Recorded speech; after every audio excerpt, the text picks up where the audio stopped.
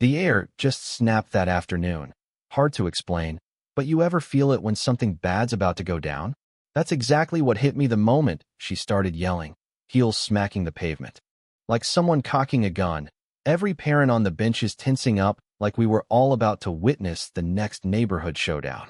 There she was, Karen, the queen of the HOA, the self-appointed sheriff of every mailbox and mailbox flag for 3 blocks, coming in hot, sunglasses big enough to hide half her face, marching straight at a group of kids just goofing off by the basketball hoop.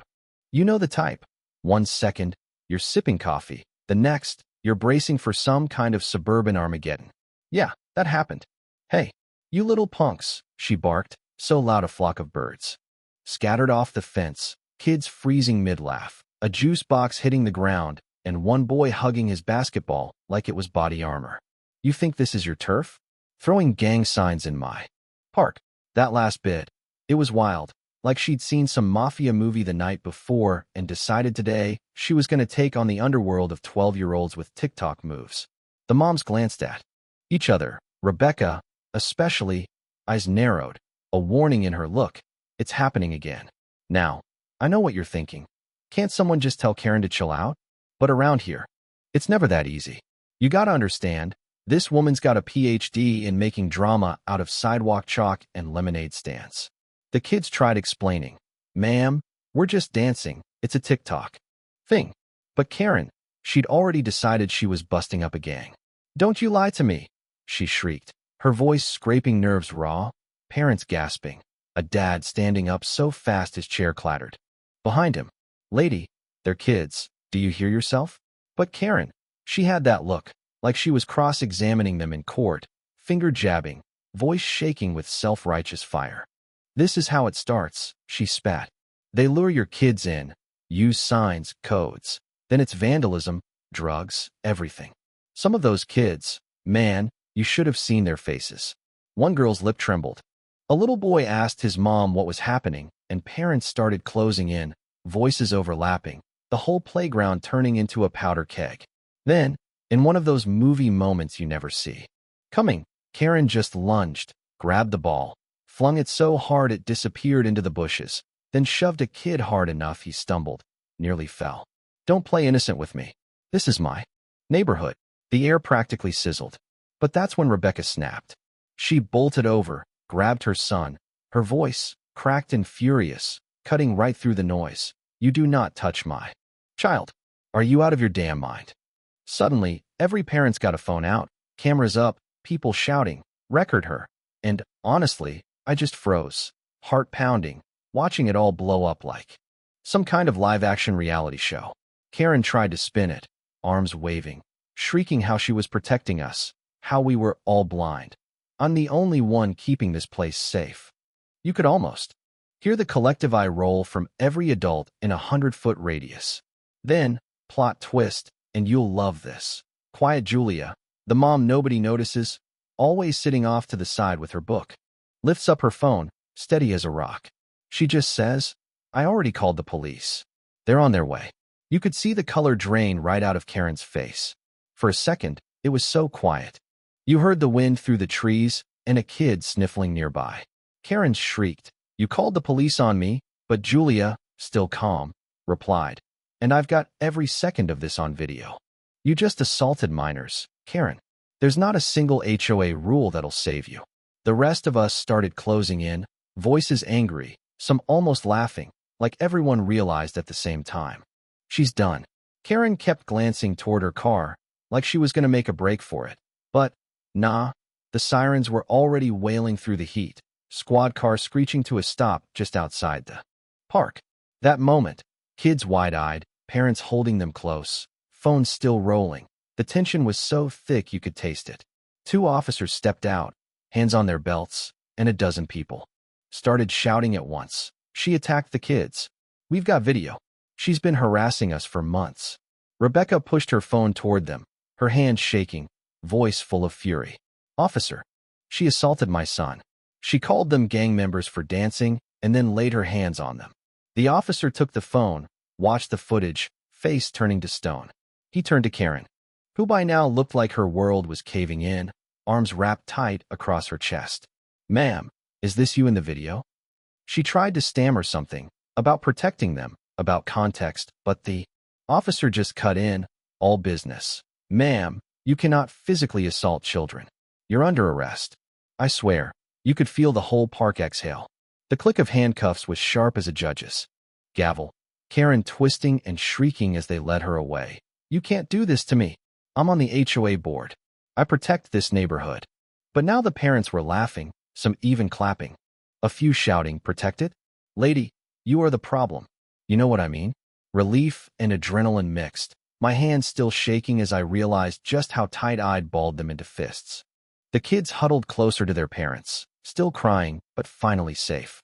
Even then, Karen couldn't resist. She twisted back as they put her in the car, spat at us. This isn't over. You'll regret this, all of you. But Rebecca, cool as ice, shot back. The only one regretting anything will be you, Karen. Try explaining this to a judge. The squad car pulled away. Red and blue lights dancing across stunned faces, leaving nothing but stunned silence. The whir of 1,000 phones buzzing as the news started to spread. Justice, for once, came fast and hard. I stood there for a long moment. Just the smell of cut grass, the swing set creaking, kids whispering to each other, parents gathering up backpacks and shattered nerves. But I knew, right then, this was the day the HOA Karen finally got her reckoning. I mean, who knows what'll happen next? She's stubborn, that one, and you can bet the comments on the neighborhood app are about to explode. Maybe this'll finally change something, maybe not. But, hey, you tell me, did we do the right thing? Or is this just going to start a whole new war at the next HOA meeting? If you've ever dealt with someone like this, or you've got thoughts on justice, community, or just plain old common sense, drop a comment below. Let's hear your side. And if you want more wild stories like this, you know what to do. Hit like, subscribe, and stick around. Trust me, in this neighborhood, the drama never really ends. But you'd think that would be the end of it, right? You'd think after that kind of public meltdown, after the whole squad car scene and parents cheering her exit, the neighborhood would settle down for a bit, take a breath, maybe even find a little peace. Yeah, no, that's not how it works around here. See, drama like that? It doesn't just burn out and disappear. It smolders. It spreads. Sometimes it explodes in ways nobody expects. The very next morning, my phone buzzes before sunrise. Rebecca, texting me like her thumbs are on fire. Check the HOA email. Sure enough, there it is, a mass message sent at 3:12 a.m., subject line in all caps.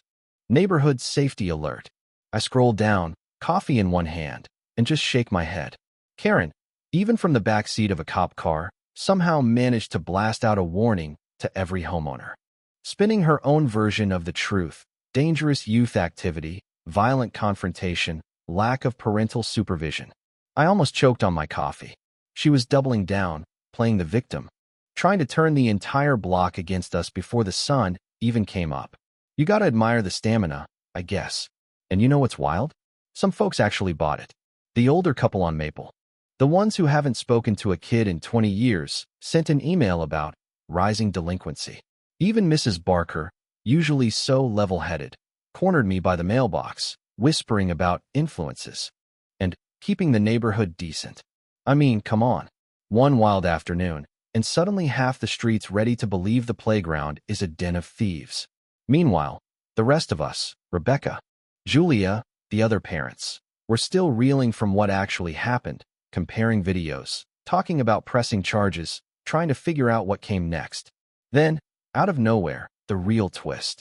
A letter, folded and shoved under my front door, no stamp, no name, just a shaky hand scrawling. You should be careful. Not everyone appreciates troublemakers. I just stared at it, the words swimming a little. Was it a threat? A warning? Maybe just some old neighbor caught up in the gossip. But it rattled me, more than I'd like to admit. Let me back up a sec. This is the kind of neighborhood where everyone waves at each other, where you borrow sugar and return the measuring cup, where you feel safe letting your kids run until the streetlights flicker on. Or at least, that's how it used to be. Now, after all that mess, you could feel the tension in the air, sideways looks at the grocery store, hushed voices over fences, people picking sides without even knowing. The whole story. The kids didn't want to go back to the park, not after what happened. My son kept asking, "Is she coming back?" The others just stuck to driveways, bikes circling like they were patrolling a border. It made me mad, honestly. It made a lot of us mad. That's when Julia, quiet but never really shy, suggested something wild. "Let's have a block party," she said. "Invite everyone, even the ones who think we're the problem. Let's just show them what our neighborhood actually is." It sounded nuts, but that's how we work sometimes. A few calls, a couple of group texts, and suddenly the whole block was buzzing. Grills out, tables set up, music echoing down the street, kids chasing bubbles and laughter bouncing off the houses. And yeah, even the folks who'd been whispering about gangs showed up, plates in hand, awkward smiles on their faces. For a few hours, the fight was forgotten, the scars hidden. I caught Karen's house out of the corner of my eye, lights off, curtains drawn tight, like a fortress under siege. But you know what really changed things? Halfway through the afternoon, as the sun started to set, Julia got up on a chair, phone in hand, and played the video. The whole thing, Karen shouting, the kids crying, Rebecca's voice shaking with fury, the cops arriving, the handcuffs. Nobody could look away. When it finished, there was this heavy silence, and then Rebecca just said, "We can't fix everything, but we can stand up for each other." People clapped, some even hugged. A few old feuds got put to rest right there, next to the lemonade table. I swear, for a moment, it felt like the neighborhood was healing. And as night crept in, someone started fireworks, a little reckless, but nobody complained. The kids squealed, parents laughed, and for the first time in a long while, you could see people looking at each other like neighbors again, not enemies. Did we solve everything? No way. Karen's still out there somewhere, probably drafting another email, planning her comeback. The board will meet, lawyers will squabble, stories will get twisted. But we learned something, I think. About standing up, about not letting fear or anger win. About showing up, even when it's easier to hide. So if you're still watching, still reading, let me ask you, what would you have done? Would you have called her out? Or stayed quiet? Have you ever tried to bring a community back from the edge? Drop your wildest stories, your hottest takes, down in the comments. Hit like if you've ever had a neighbor drive you crazy, and subscribe if you want to see what happens the next time our HOA goes off the rails. Because trust me, in this place, there's always another story just around the corner.